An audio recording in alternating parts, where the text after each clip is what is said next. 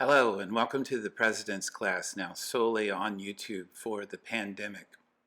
Thank you for joining us for our ongoing series, Seeking Wisdom in Troubled Times. We hope you are safe and well.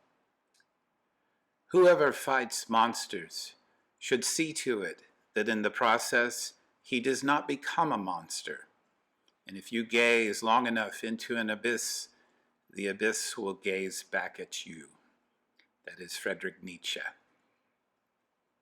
So far in this series, we have examined stories changing, new stories emerging, and how truth changes with the medium and motivation of its tellers.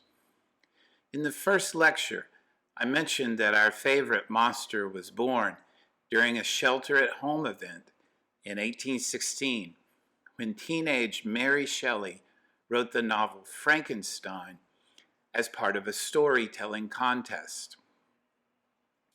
Catastrophic events shake loose such imaginative creatures. So it is a good time now to follow up on monsters and what they do to us and for us. Let us begin with etymology, since it is the study of words, specifically the meanings we have made of words over time, and that can get us to a deeper history of the concept. Monster comes from the Latin monstrum, meaning portent, and from monere, meaning to warn. It is the same root that we find in the English word demonstrate. We see that from the very beginning, then, we have used the word to mean a bad omen. Monsters tell us that something is terribly wrong with our world and that destruction is imminent. Just what is being destroyed is the subject of this talk. Consistent with that function of monsters is that their composition is usually hybrid and outsized. Warning signs must be different from other signs. Sirens must be flashing red. Monsters must look different than other creatures to draw our attention. As is so often the case, Dr. Frankenstein's monster is emblematic, consisting as he does of different body parts integrated into an excessive and frightening scale. And that is our common definition of monster, something hideous and uncanny that produces fear. There's a lot to explore and learn here. And to lead us through the fascinating study of monsters, I will be relying on Jeffrey Jerome Cohen's essay, Monster Culture, 7 Theses. Cohen is a medievalist and is engaging some high theoretical concepts within cultural studies, history, and philosophy, some of which I will translate for you. But I want to use this general outline for an exploration of monsters that is accessible and relevant to the pandemic. His goal is the same as ours, reading cultures from the monsters they engender. And the use of 7 Theses is a terrific entree into a difficult subject. In fact, he calls his essay a monster itself, in that it is a series of fragments rather than smooth epistemological wholes, an unassimilated hybrid, a monstrous body. Let us face our monster today, COVID-19, through an understanding of monster theory and culture. One of the greatest obstacles for seekers, and everyone for that matter, is literalism, the inability to see the sacred and esoteric dimension that everyday symbols are pointing toward. We may recall the great Buddhist teacher Thich Nhat Hanh's teaching about mistaking the finger pointing at the moon for the moon itself. And he is drawing upon the teaching of the Diamond Sutra, which describes the teaching itself as a raft to take you across the water. Once you arrive to the other side of the river, a raft is no longer needed, nor is it appropriate for travel on land. In fact, a raft actually becomes a burden to carry at that point. We all make this mistake often, since we live and breathe language, not the moon, and through sheer repetition and inertia. We can incarnate our monsters as real instead of looking for what they demonstrate, what they are pointing toward. Of course, that is easier said than done when a symbol generates fear and loathing, as monsters do. Just as in our favorite emotion, love, intense feelings turn us toward the immediate and physical rather than the esoteric and sublime. Facing and overcoming our overwhelming fear is one of the challenges of dealing with monsters. There are many more. So while we are relatively safe watching this video, let us understand the first thesis of monster culture. The monster's body is a cultural body. The first thesis is already liberating. This thing that is terrifying us is symbolic and semiotic.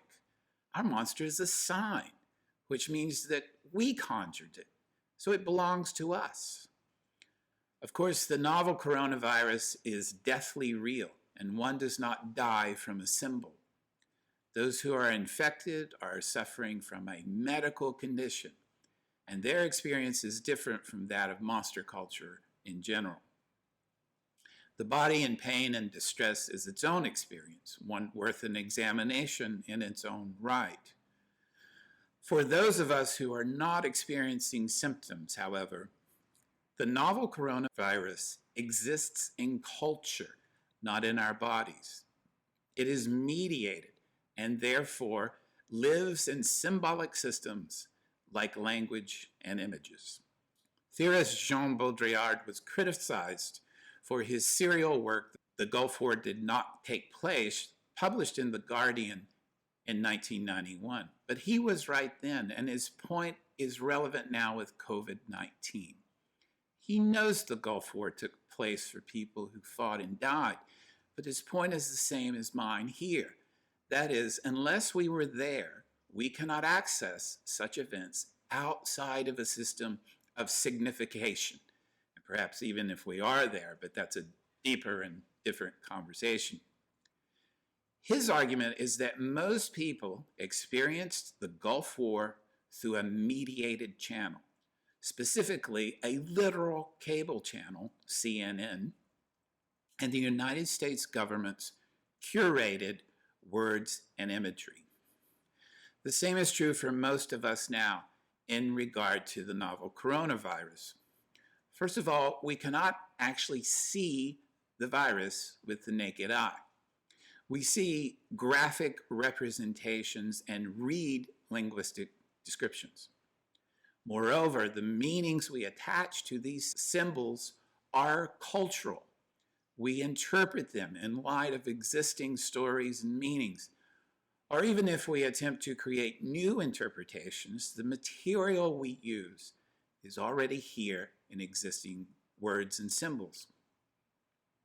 Because the monster's body is a cultural body, we have some control over our reactions to it and to the monster itself. We created it, so we can kill it. And we have thousands of novels and films that show us doing just that with our other monsters. We might also add that our monster is made of collective psychic energy, specifically anxiety and fear. These are the emotions that arise when our stories begin to fail, when our maps are no longer adequate for the territory. A previously unaccounted for phenomenon, like a new virus, creates uncertainty, which generates anxiety and fear. This uncertainty increases and in turn builds up the negative emotions associated with it like a storm cloud. What we need is release, or what Freud termed cathexis. the transfer of energy to an external object or symbol. We conjure monsters to represent all of this fear and to receive this pent-up emotion like a lightning rod. As we already noted, we construct this monster out of language and symbol, that is, existing stories and their elements, only in new proportions and relations. That process itself is monstrous. As Cohen notes, the monster's body quite literally incorporates fear, desire, anxiety, and fantasy, giving them life and an uncanny independence. The monster then reflects its own hybridity by using the fragments of our existing stories, maps, and symbols. Monsters are created to be read. They demonstrate. They are fingers pointing at the moon if the moon were coming to kill us. Further, monsters live in the liminal zone, emerging in crisis and disappearing in calm. Monsters are us, specifically our psychological and cultural projections, and the monster's body is a cultural body. We are now already deep into monster culture.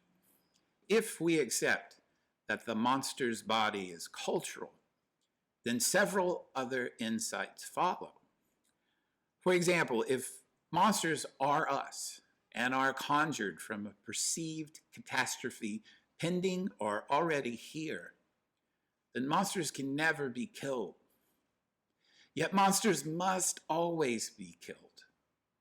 Our uncertainty and the intense emotions that it fosters is not only unsustainable, it is unbearable. For us to survive, the monster must die. But for us to live in an ever-changing world, the monster must reappear in its old form or a new one. Cohen puts it this way for his second thesis of monster culture: the monster always escapes.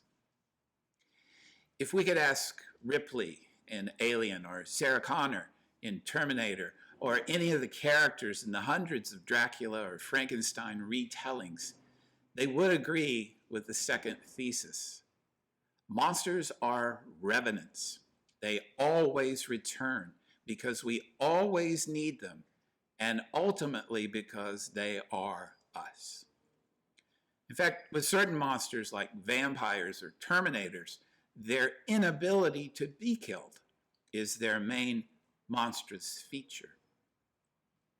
Monsters return to embody our newest fears, our deepest anxieties, and the mad uncertainty of the liminal zone. But when they return, they are made of contemporary cultural signs and symbols reflecting current concerns. For example, literary critic Nina Auerbach rightly notes that the novel Dracula is a compendium of end-of-century phobias: sex, gender, sexuality, ethnicity, technology, and language. Francis Ford Coppola was working on a documentary about AIDS at the same time as his feature film Bram Stoker's Dracula. In fact, and consistent with every monster's hideous hybridity, Stoker's novel itself is anything but whole and uniform. The text itself is stitched out of old technology, like diary entries, transcriptions from this new technology called audio recording, and existing media like newspapers.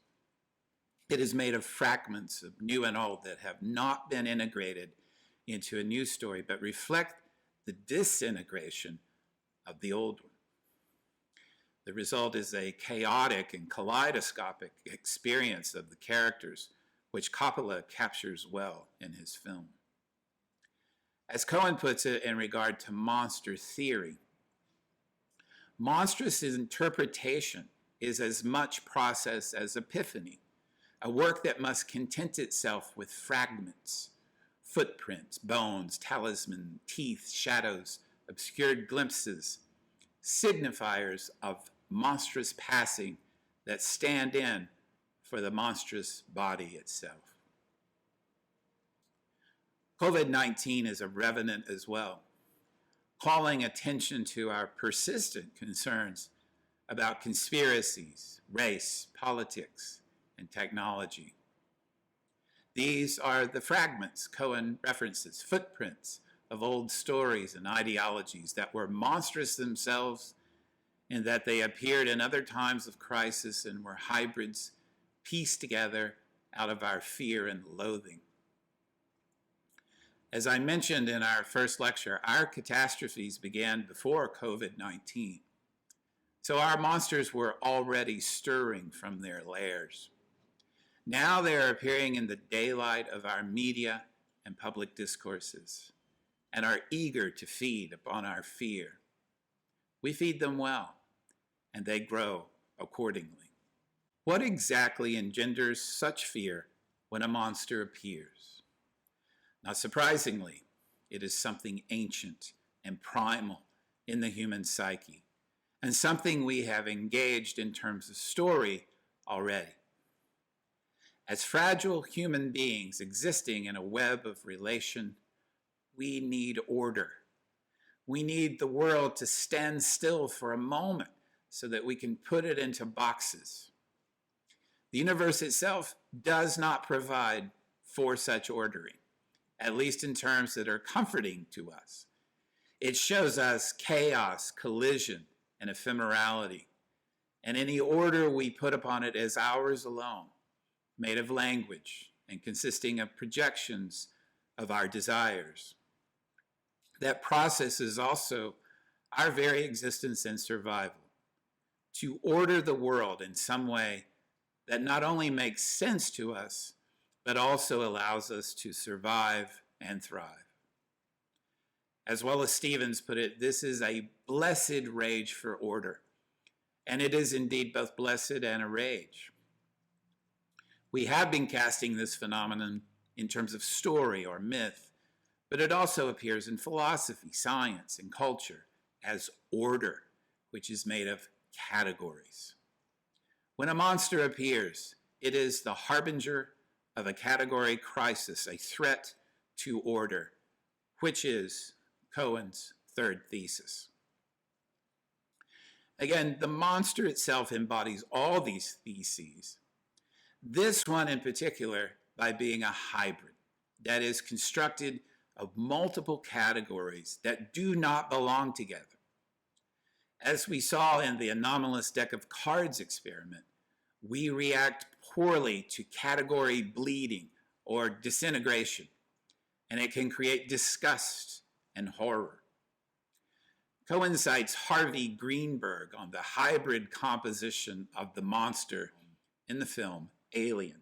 It is a Linnaean nightmare, defying every natural law of evolution by turns bivalve, crustacean, reptilian, and humanoid. It seems capable of lying dormant within its egg indefinitely. It sheds its skin like a snake, its carapace like an anthropod. It deposits its young into other species like a wasp. It responds according to Lamarckian and Darwinian principles. Creatures that do not fit threaten the existing order of things, that is, the world as we have constructed it through our categories. Much of our early education involves learning and reinforcing the order of things, such as when we are asked in an exam, which one of these things is unlike the other? The unstated premise of that exercise is that the world is ordered and that our well-being consists in aligning ourselves to that order and making sure that everything stays in its place. You may already be recognizing how such thinking is far from neutral and in fact involves a veiled power dimension where the distinctions apply to people and cultures. In fact, racist ideologies reach for the monster trope first when describing peoples deemed to be inferior. And it is easier to justify genocide when we define the victims as monsters themselves, if only because they are unlike the others. We can find blessed rage for order in religion as well. In fact, in our last lecture, we explored how the mythos of Jesus was transformed into the logos of Christ as an attempt to order Christianity through doctrine and dogma. In her brilliant work, Purity and Danger, an analysis of the concepts of pollution and taboo, anthropologist Mary Douglas argues that such a rage for order is behind the seemingly inscrutable dietary laws of the ancient Hebrews, as well as other cultures that have a concern with dirt or pollution, which is by definition outside the order of things. You may recall that the laws given to the Hebrews who had finally entered the Promised Land were both strict and seemingly bizarre. Unclean were animals that do not chew the cud and do not have cloven hoofs, fish without fins and scales, the blood of any animal, shellfish, and all other living creatures that creep, and certain birds.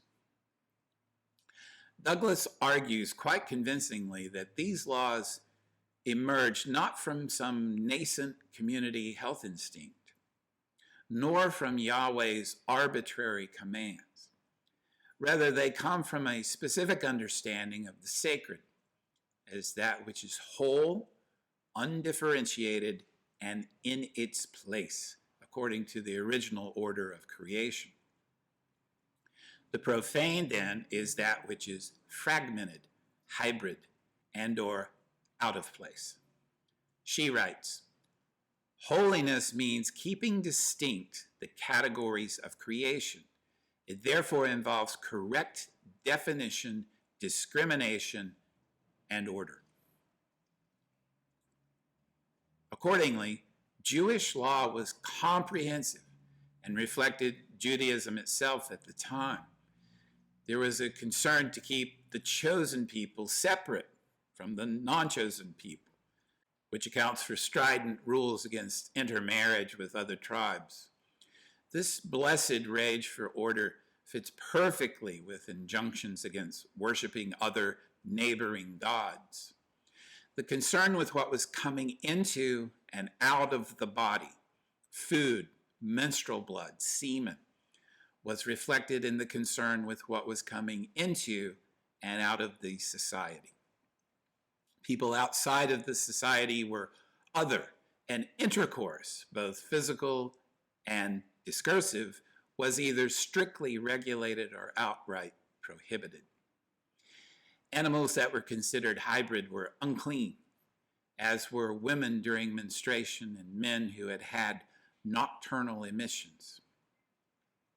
My list here is shortened for our purposes, but we should note that what is clean and unclean, what fits and does not fit, must be cataloged exhaustively, as it is in the Torah.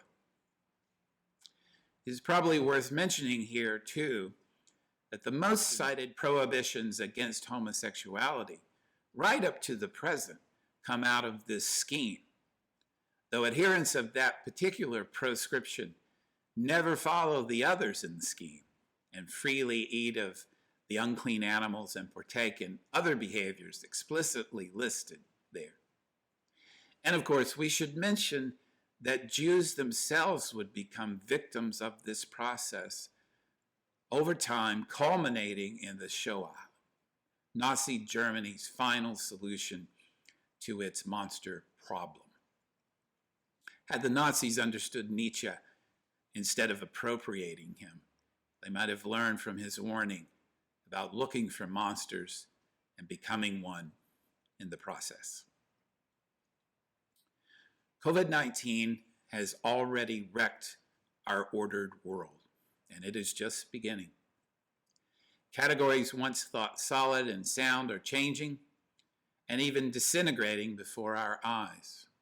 Work, social life, death and dying, economics, politics, travel, love, popular and high culture, and more. We are right to be frightened at such deep structural change. We are wrong to make monsters out of our pre-existing enemies or others, because it is not their fault. While people certainly fail us, it is the failing of our collective ordering that engenders monsters. The human and humane response is to open ourselves to a new order, a new story, and to construct it with a recognition of our delicacy and strength instead of our anxiety and fear. And we will come back to this at the end. Every culture has some kind of ordering at work, but it is our rage for order itself that creates what is unclean, taboo, and monstrous. We attempt to erect permanent and binding structures of difference in a world that is constantly changing. And when those creations are shaken, a monster appears to remind us that there are worlds outside of our ordered world, worlds beyond our words. Or as Cohen puts it, the monster is the harbinger of a category crisis. I might want to go further and suggest that the monster is the category crisis itself, but the point is essentially the same. Monsters emerge from the spaces outside of our categories. And that brings us to Cohen's fourth thesis. The monster dwells at the gates of difference. For Western cultures in particular, there is difference that matters and difference that does not. We have chosen sex, gender, and race, and now politics, as differences that matter, and we use index features like clothing, hair, skin, color, and speech as markers for these differences. We could have marked many other differences, such as height, voice, smell, movement, or even geography, but we chose the former as differences that matter most. Such marking of difference based on index features is the first step in making a monster, because it creates the category of other. As we have already seen, our rage for order never allows the other to be merely other. It must always be diminished and even made dangerous. When the other is unthreatening, that is, when it stays in its place in the order of things, it may remain as an unequal but integral element of the system. Cultural theorists call this a subaltern, which is a military term meaning of lower rank. Should the subaltern move out of her place in the order of things, such as in demanding more rights than she's been afforded by the existing order, and if she has some power in that move, such as gathering other subalterns or gaining a voice that is increasingly heard, she may be deemed monstrous. The classic case here from the ancient world is Lilith, Adam's first wife, according to the Talmud.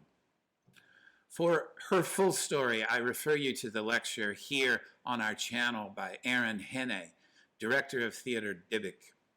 He provides a broad historical context for this figure and some wonderful insights into her monstrous creation and regular revisitations.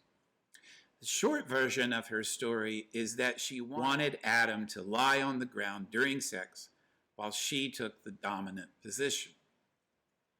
Here is a part of the entry on Lilith in the Encyclopedia of Jewish Women. God created Lilith from the earth after the creation of Adam. They immediately began to fight over who would be on top during sexual intercourse. Lilith said, "We are equal to each other, inasmuch as we were both created from the earth." Lilith then pronounced God's name and flew away into the air. At Adam's request, God sent 3 angels to bring Lilith back, but she refused. According to one version of the tale, she told the angels that she could not return to her first husband because she had already slept with the great demon. She told the angels that she was created only to sicken newborn babies, and that she had dominion over males until the 8th day when the boy is circumcised, and over females until the 12th day after birth. The angels then told her that they would not force her to go back to Adam as long as she agreed to leave the child alone when she saw an amulet inscribed with the angels' names and forms. Many amulets have been made against Lilith that refer to this tale. For example, Sefer Raziel contains instructions with drawings of how to make an amulet against Lilith. Even today, it is possible to purchase amulets made according to this model in Jerusalem shops that sell religious artifacts. Lilith's story is a succinct and powerful narrative of transgression and its monstrous results. Lilith would not stay in her place in the order of things, so she becomes a monster. Monsters usually arise from transgressions like Lilith's. Frankenstein's monster is born from the hubris of a scientist who thinks he can play God. Terminators come from our attempts to turn our lives and safety over to technology. And the aliens in the Aliens franchise are encountered because humans ventured too far into space, and that with a craven profit motive. The monster dwells at the gates of difference, and every time we walk through those gates, we awaken it.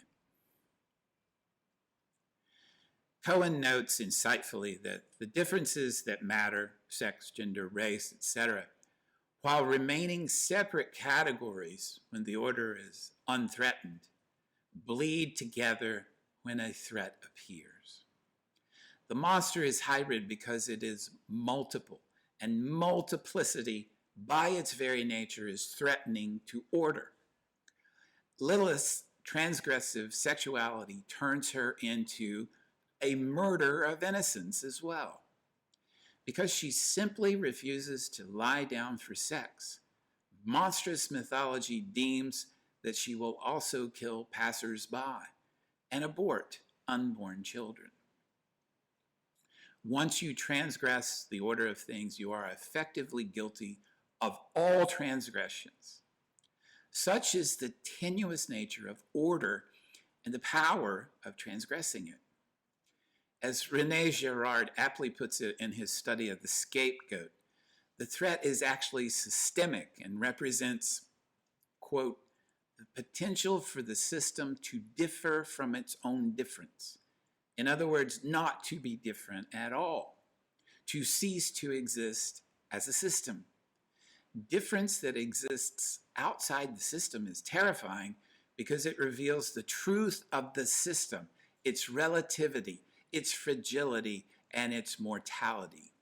Despite what is said around us, persecutors are never obsessed with difference, but rather by its untenable contrary, the lack of difference, unquote. Cohen reads Girard rightly, I think, by writing the following. By revealing that difference is arbitrary and potentially free-floating, mutable rather than essential, the monster threatens to destroy not just individual members of a society, but the very cultural apparatus through which individuality is constituted and allowed. If that is the case, and I think it is, then it calls for a radical reinterpretation of power as powerlessness, or at least the fear of it. Authoritarianism and its mechanisms and discourses are generated by weakness, not strength. This observation is directly relevant to responses we see to the novel coronavirus. It is a certain order that is threatened, and the response from the fearful is to reassert the existing order to the point of incompetence, irresponsibility, and even lunacy. This phenomenon plays itself out in daily life here in the pandemic. The most powerful have the most to lose, and therefore guard the gates of difference with all that is available to them.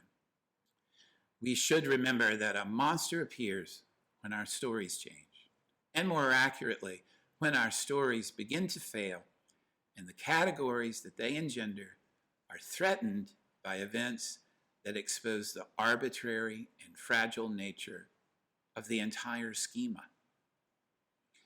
The new story, and thus its new schema, are threatening to be born. Monsters can be seen in this sense as the midwives in this process.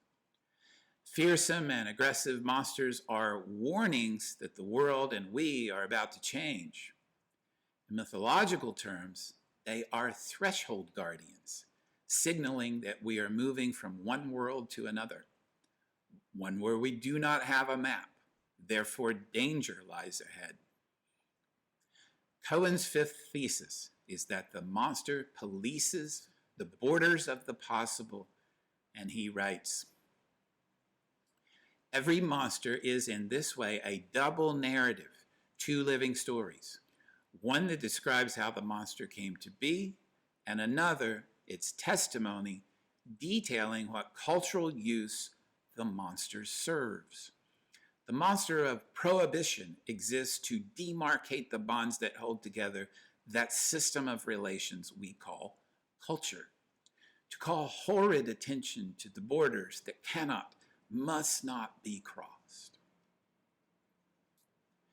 Here, I think Cohen focuses too much on the double narrative he delineates, and not at all on a third one that mythologists will know, which is that the monster is ironic as well. I mean this simply in the common use of the word irony, which is saying or doing one thing and meaning the opposite. The monster's threatening prohibitions are also invitations. The monster represents our fear of impending change, but change happens regardless, so the monster can be seen as an agent of change, a portal even. For example, the serpent in the Genesis myth questions the single boundary that the Lord God lays down in the garden.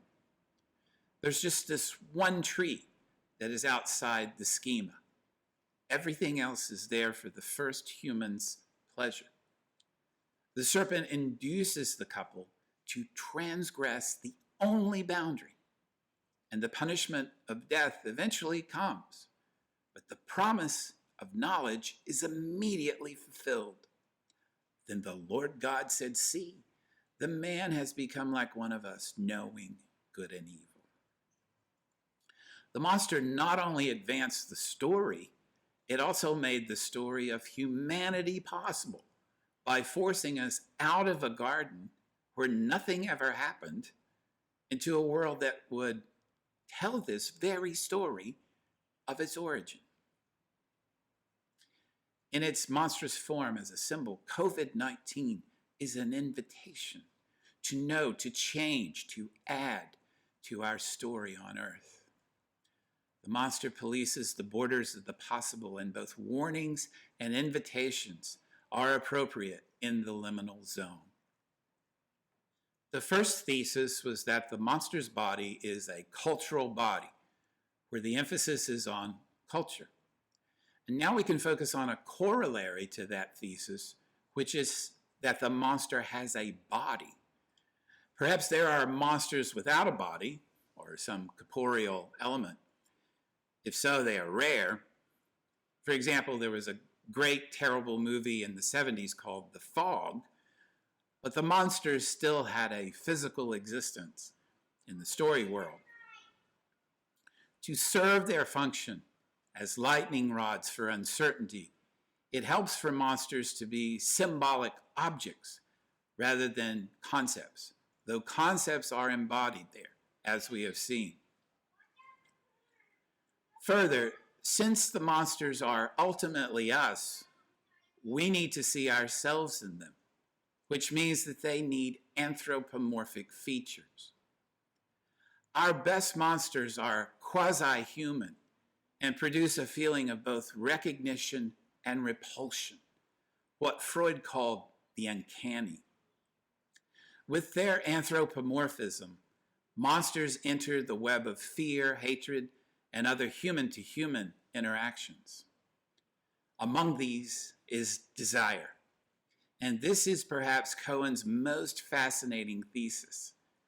Fear of the monster is really a kind of desire. Again, the serpent in the garden is an excellent illustration. We need not do a Freudian reading of the phallic symbolism of the serpent to see the effects of Cohen's sixth thesis here. The Lord God himself created the context for monstrous desire by endowing his creation with abundance, leaving his creatures unclothed, placing a single prohibition on them, and having a serpent there, and to seduce them into a transgression that leaves them full of the knowledge of the gods, not to mention the knowledge that they had been naked. The text of Genesis reveals itself that fear of the monster is really a kind of desire. Now the serpent was more crafty than any other wild animal that the Lord God had made. He said to the woman, "Did God say you shall not eat from any tree in the garden?" The woman said to the serpent, "We may eat of the fruit of the trees in the garden, but God said you shall not eat of the fruit of the tree that is in the middle of the garden, nor shall you touch it, or you shall die." But the serpent said to the woman, "You will not die. For God knows that when you eat of it, your eyes will be opened, and you will be like God, knowing good and evil." So when the woman saw that the tree was good for food, and that it was a delight for the eyes, and that the tree was to be desired to make one wise, she took of its fruit and ate, and she also gave some to her husband, who was with her, and he ate. Then the eyes of them both were opened, and they knew that they were naked, and they sewed fig leaves together and made loincloths for themselves. The woman saw before her eyes were opened. She delighted before she ate. She desired wisdom before she became knowledgeable. Here Cohen explores my addition to his previous thesis, namely, that in warning, the monster also invites, or as he puts it, attracts. The same creatures who terrify and interdict can evoke potent escapist fantasies. The linking of monstrosity with the forbidden makes the monster all the more appealing as a temporary egress from constraint. This simultaneous repulsion and attraction at the core of the monster's composition accounts greatly for its continued cultural popularity. For the fact that the monster seldom can be contained in a simple binary dialectic, thesis, antithesis, no synthesis. We distrust and loathe the monster at the same time we envy its freedom and perhaps its sublime despair. Cohen is very good on this point, so let me let you hear his voice again. Through the body of the monster, fantasies of aggression, domination, and inversion are allowed safe expression in a clearly delimited and permanently liminal space. Escapist delight gives way to horror only when the monster threatens to overstep these boundaries, to destroy or deconstruct the thin walls of category and culture. This is why we love our monsters. They give us permission to enter imaginative spaces that the existing order does not allow. We can sit in a darkened theater or living room and see a world unconstrained by the existing order without having to deal with the actual consequences of aliens, vampires, terminators, and zombies. For example, I am convinced that part of the attraction of The Walking Dead is that it allows us to experience a world in which we can kill other human beings with complete justification. That is, they are not actually human beings.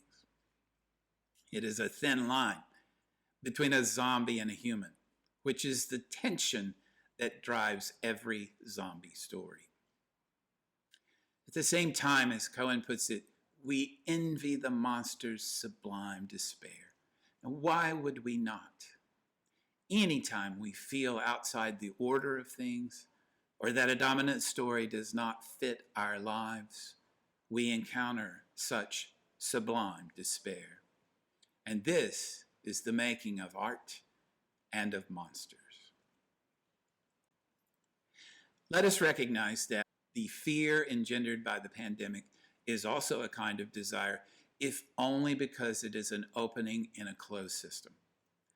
The monster threatens to destroy our current system, and any desire for the new that has been prohibited by that system is now free to be expressed through the monster's body, which again is made of symbols, but anthropomorphic ones.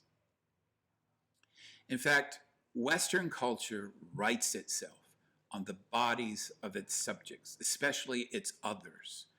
So the monster represents freedom from that corporeal scripting.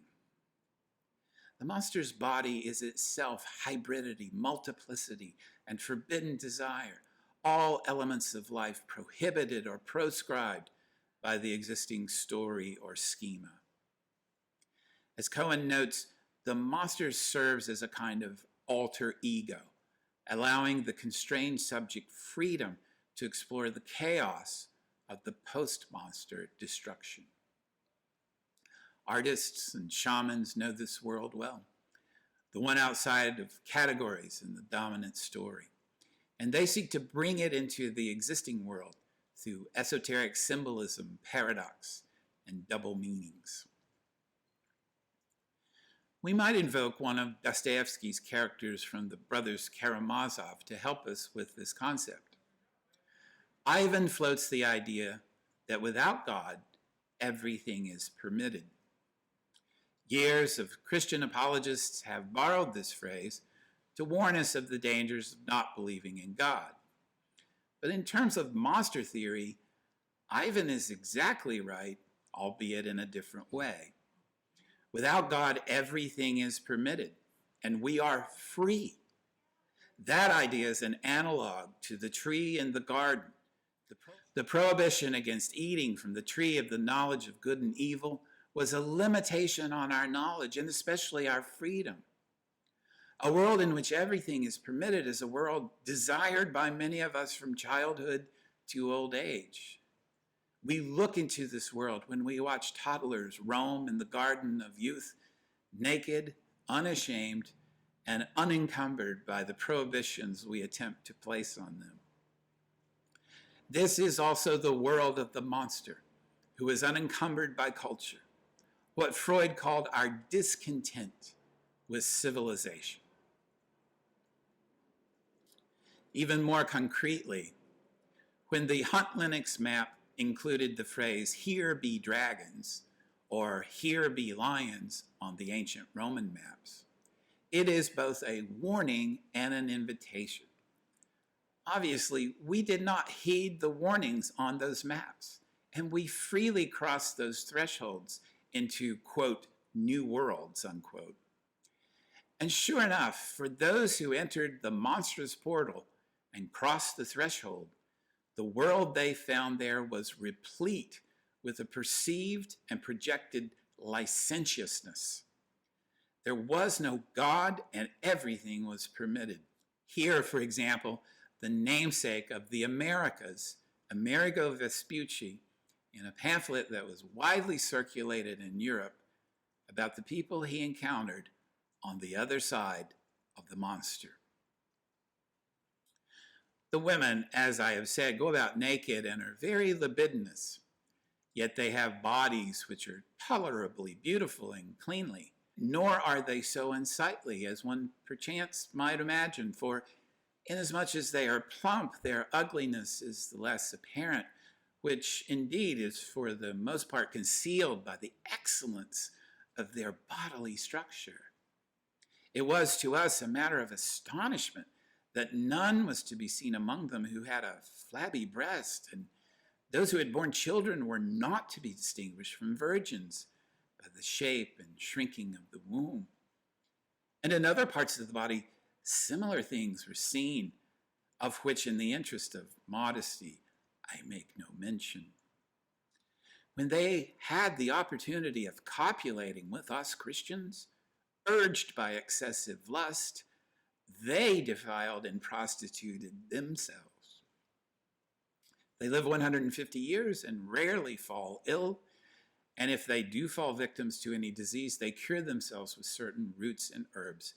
These are the most noteworthy things I know about them.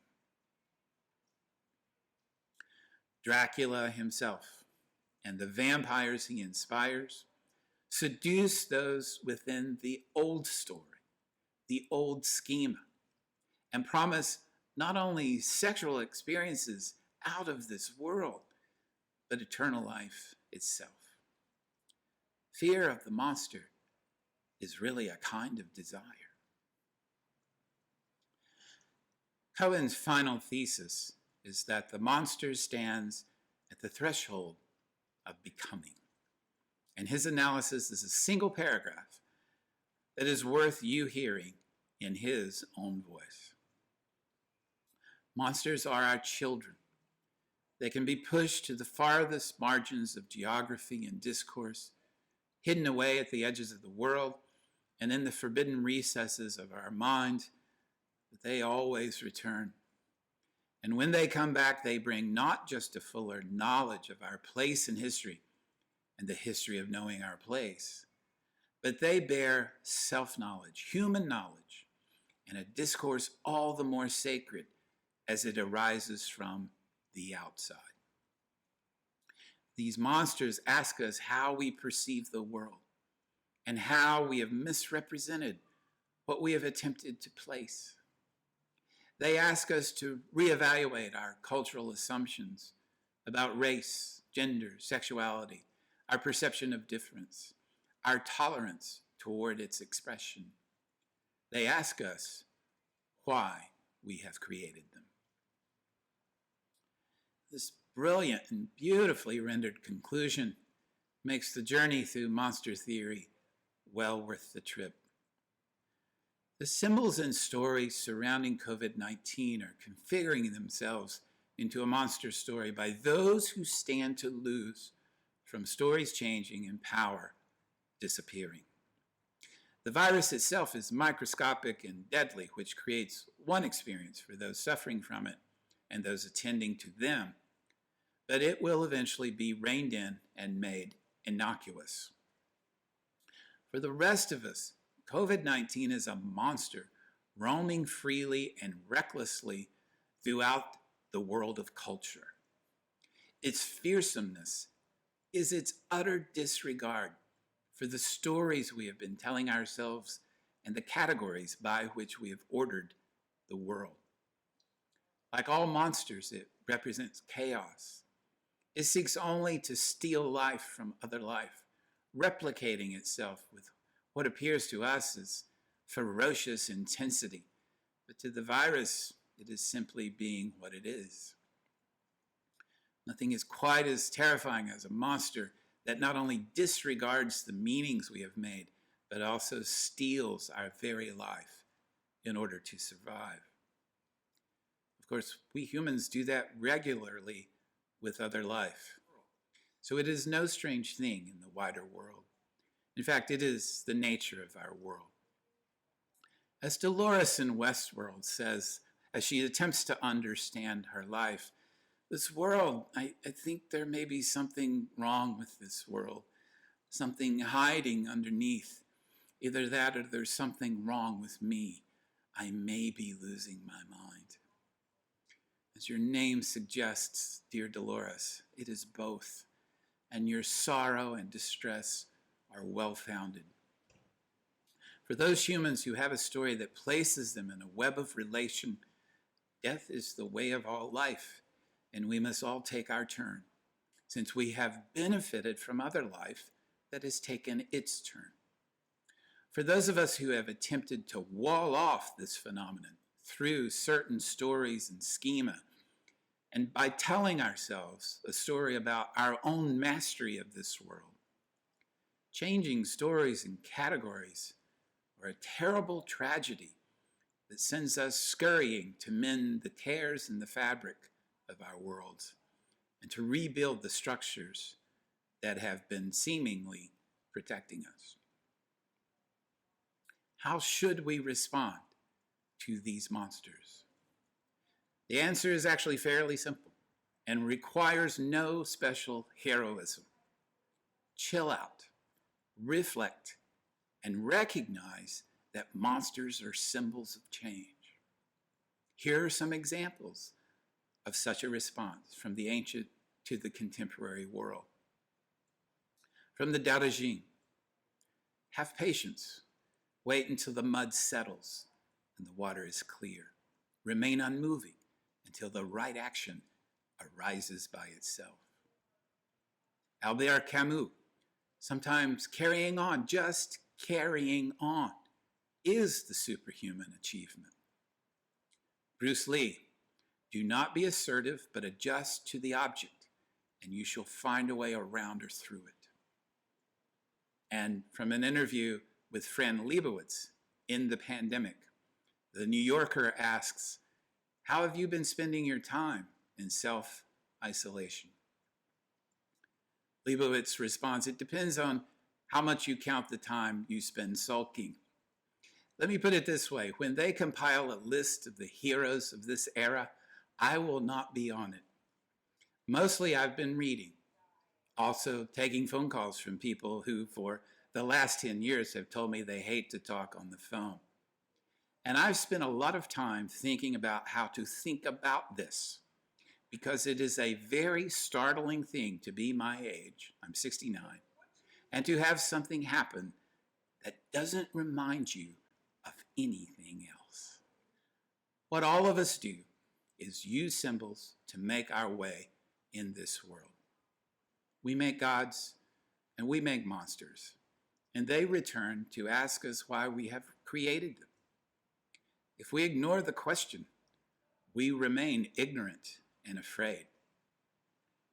If we face the question, we move forward into the mystery of life, leaving behind old lives like a snake's shedded skin and re-emerging into the newness of life.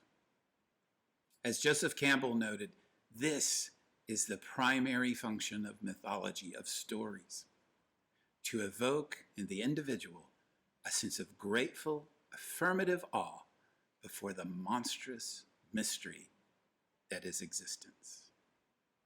Thank you for your attention. Be well.